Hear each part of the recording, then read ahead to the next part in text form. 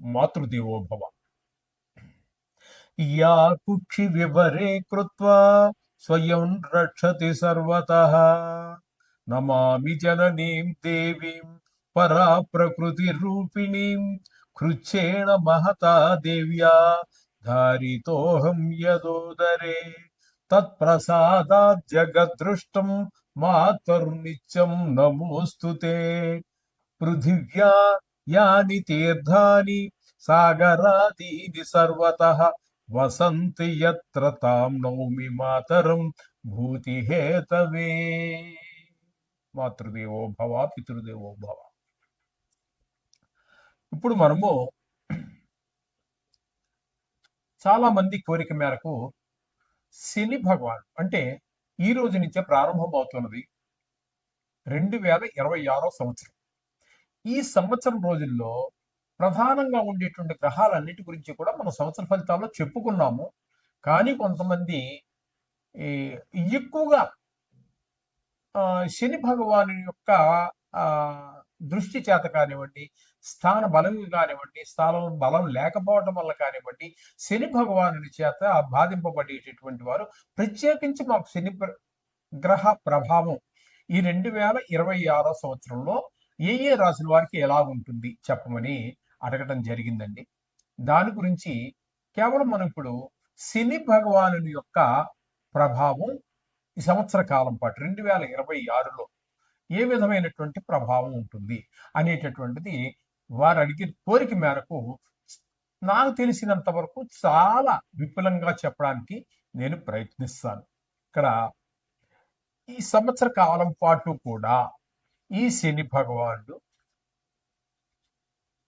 మీన రాశిలోనే సంచారం చేస్తూ ఉన్నారు. అయితే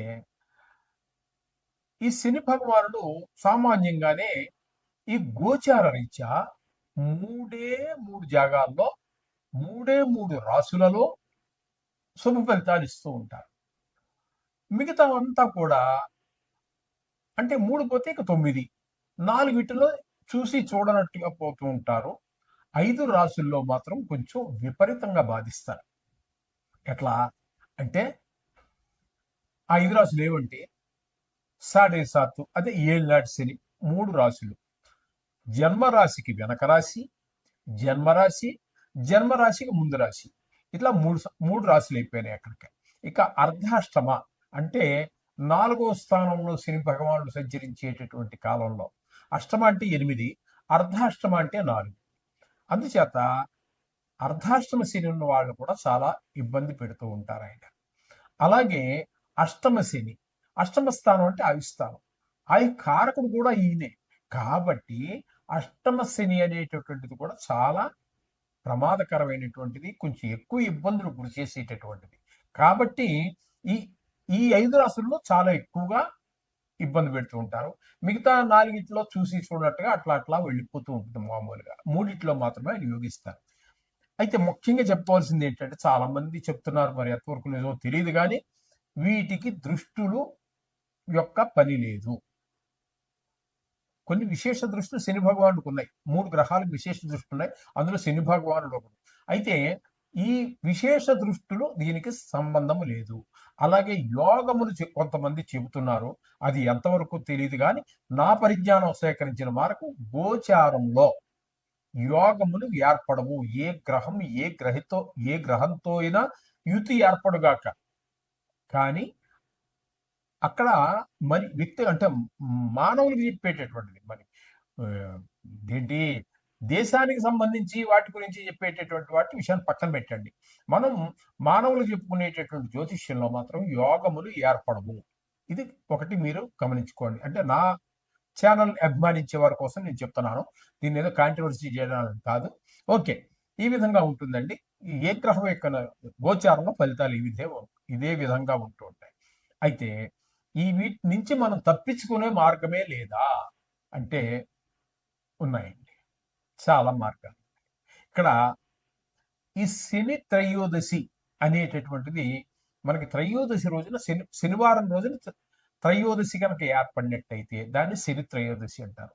ఆ శని త్రయోదశి రోజున అంటే రోజు మనం పూజ చేసుకోవచ్చు, అది వేరే విషయం. ఆ రోజు మనం చేసేటటువంటి శని భగవానుడు చేసే పూజ మాత్రం చాలా విశేషమైన ఫలితాలు ఇస్తుంది. అందుచేత ఆ దోషాలు చాలా తొలగిపోయేదానికి అవకాశం ఉంటుంది. ఇటువంటి శని త్రయోదశులు ఈ 2026 సంవత్సరంలో 5 సార్లు వస్తున్నదండి. ఎన్నిసార్లు?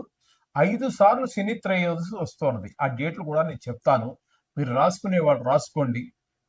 30 అంటే లేదంటే నేను కొంచెం మీరు రాసుకునేదాకా ఆగడం కుదరదు కానీ మళ్ళీ మళ్ళీ వినండి, రాసుకోండి. మీకు రాసుకోవడానికి వీలుగా ఉండేటట్టుగానే నేను చెప్తాను. 31వ తారీఖు జాన్యువరి నెల 2026 ఈ నెల ఇప్పుడు జరుగుతున్నది. ఈ రోజే 1వ తారీఖు కాబట్టి ఈ నెలలోనే 26వ తారీఖున ఒక శని త్రయోదశి వస్తున్నది. అలాగే 13వ తారీఖు జూన్ నెల 2026 సంవత్సరంలోనే మరి రెండోసారి వస్తున్నది. ఇక మూడోసారి ఎప్పుడు అంటే 27వ తారీఖు 6వ నెల. 6వ నెలలో 2 వస్తున్నాయి. చూసారా? 13వ తారీఖు ఒకటి వస్తున్నది, 27వ తారీఖున ఒకటి వస్తుంది. 2026 ఇది గుర్తుపెట్టుకోండి. అట్లాగే 4వసారి 24వ తారీఖు 10వ నెల 2026 ఆ రోజున కూడా శని త్రయోదశి వస్తున్నది. ఇక 5వసారి ఎప్పుడయ్యా అంటే 7వ తారీఖు 11వ నెల అంటే నవంబర్ నెల 2026 ఈ 5 రోజుల్లో 5 సార్లు వస్తుంది శని త్రయోదశి అనేది. ఆ 5 సార్లలో మీరు ఈ శని భగవాన్ యొక్క దుష్ప్రభావం వల్ల బాధితులు అయితే ఎవరైతే ఉన్నారో ఇప్పుడు మనం చెప్పుకున్నాం కదా, జన్మంలో శని ఉన్నవారు అది అంటే అది కూడా ఏళ్ళనాడు శనిలోకే వస్తుంది. ఒకవేళ జాతకంలో కూడా ఉందనుకోండి, దాన్ని బాలారిష్టం అంటారు. ఏ పని ముందుకు వెళ్ళనటువంటి పరిస్థితులు ఉంటాయి. ఆ విధంగా జన్మంలో శని ఉన్నప్పటికీ కూడా ఈ ఏళ్ళనాడు శని కాకుండా జాతక రీత్యా కూడా జన్మల్లో శని ఉన్నటువంటి వారు, అలాగే ఇక్కడ మన గోచారంలో శని ఉన్నటువంటి వారు 5 రాశుల్లో ఈ అర్ధాష్టమంలో కానీ ఇట్లా ఈ 5 రాశులు మనం చెప్పుకున్నాం కదా, వీటిలో ఏ ఒక్కరైనా ఎక్కువగా బాధపడుతున్నట్టయితే వాటిని ఆ రోజున మనం విశేషంగా తైలాభిషేకం ఇచ్చటం కానీ, లేదా నువ్వులు దానం కానీ, ఇంకా కొన్ని కొంతమంది మీద మిగతా గ్రహాల యొక్క పరిస్థితి బాగలేనప్పుడు ఈ ప్రభావం మరింత ఎక్కువ అవుతూ ఉంటుంది. కాబట్టి అటువంటి వారికి కొన్ని వ్రతాలు చెప్పబడి ఉన్నాయండి. అవి నేను ఇప్పుడు చెప్పబోతూ ఉన్నాను. దీన్ని ఈ శనిదేవుని యొక్క వ్రతం అనుకోండి, పూజా విధానం అనుకోండి, అది చేసే విధానం ఏంటి, దాని ఫలితాలు ఏ విధంగా ఉంటాయనేది మనం ఒకసారి ప్రస్తావిద్దాము. మొట్టమొదటిగా మామూలే గణపతి పూజ, అది ఆదో గణనాయక అంతే, లేకుండా ఏ పూజ ఎప్పుడు ఏది జరగదు. కాబట్టి మొదట్లో గణపతి పూజ చేసుకోండి. తర్వాత మండపారాధన చేసుకోండి. మండపారాధన తెలుసుందే కదా, అంచేత మీకు తెలియకపోయినప్పటికీ పురోహితులు తప్పకుండా చేస్తారు. ఆ మండపారాధన అంతా ఉంటుంది. దానికి వాడేటటువంటి ఓన్లీ అంటే అన్ని గ్రహాలు చేస్తారనుకోండి, ఈ శని భగవానికి ఉపయోగించే వాటిల్లో నల్లటి నువ్వులు వాడాలి. అలాగే అంటే రంగు వేసినవి కాదండి, ఈ మధ్య రంగు వేసి అమ్ముతున్నారు. తెల్ల నువ్వులు అని చెప్పి కొన్ని ప్రాంతాల్లో పడుతూ ఉంటాయి.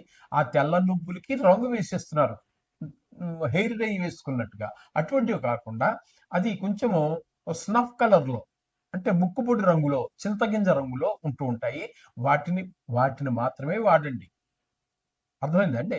అంచేత ఆ నువ్వులు దానం ఇచ్చుకోవటం కానీ, పూజలో వాడేటప్పుడు కానీ ఆ నువ్వులనే వాడండి.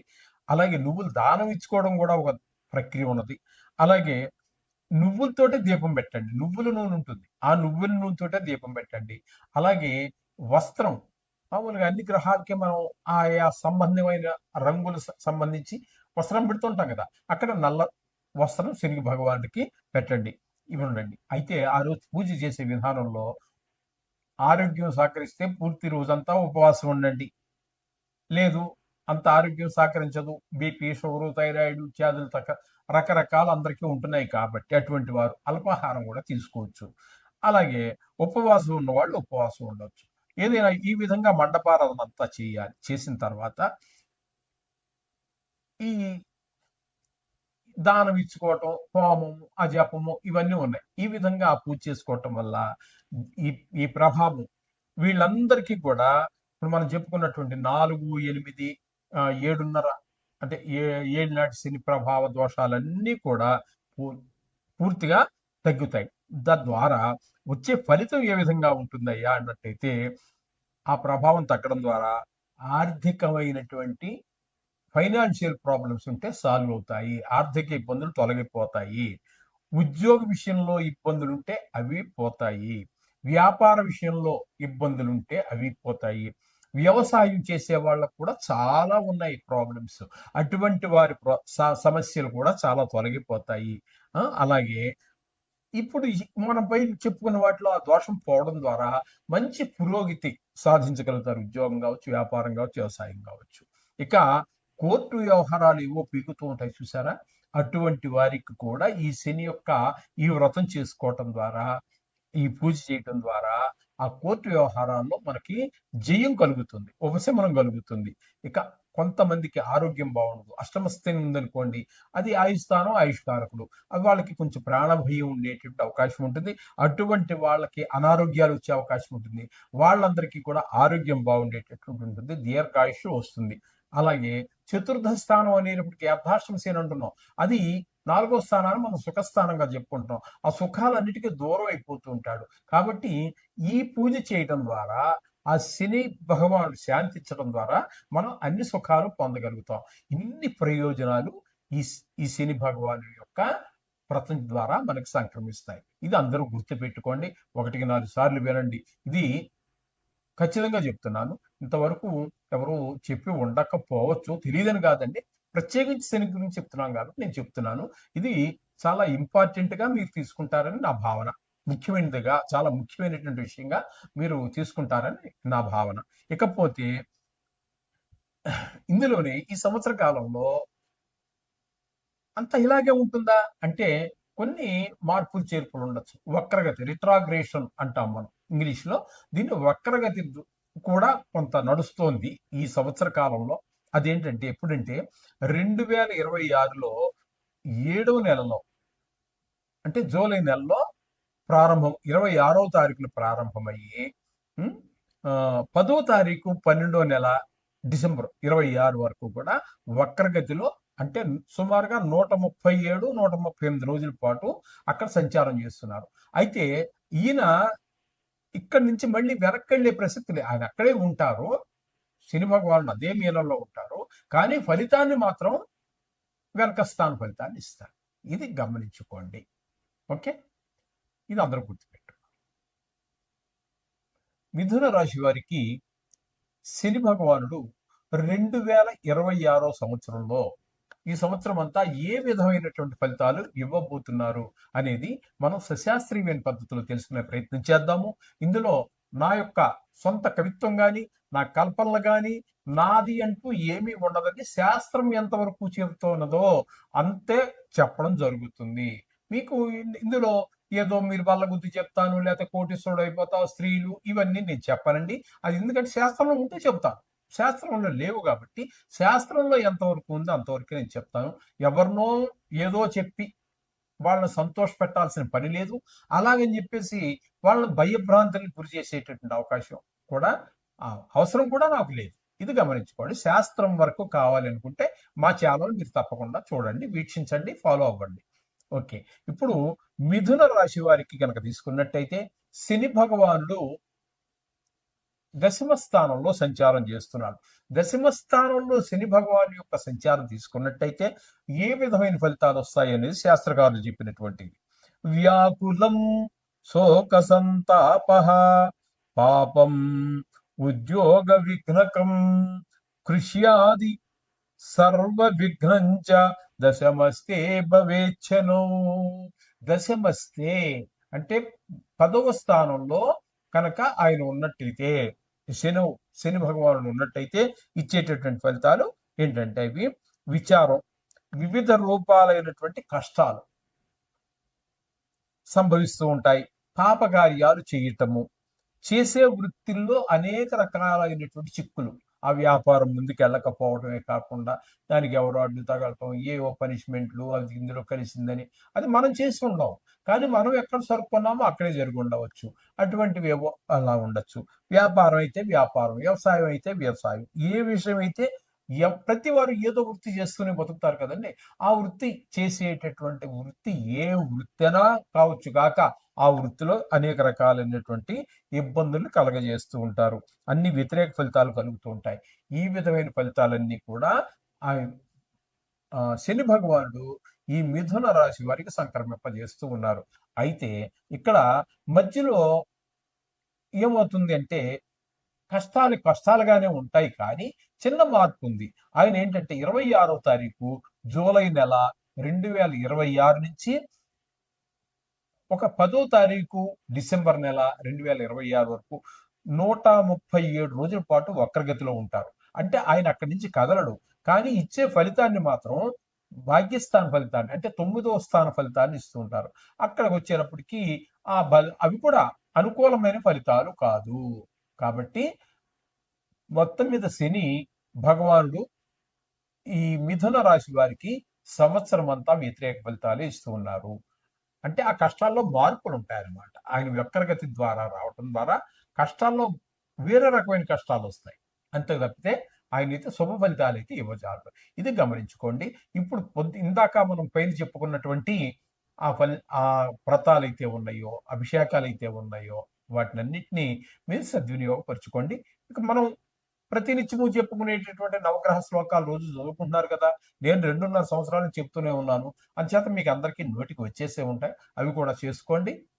చేసుకున్నట్టయితే చాలా మంచి సత్ఫలితాలు వస్తాయి. వాటి యొక్క శని భగవాన్ యొక్క ఆ మన మీద ఉన్నటువంటి ఆ దుష్ఫలితాలన్నీ పోయి సుఖమైనటువంటి జీవనం గడపడానికి అవకాశం ఏర్పడుతుంది. శుభం.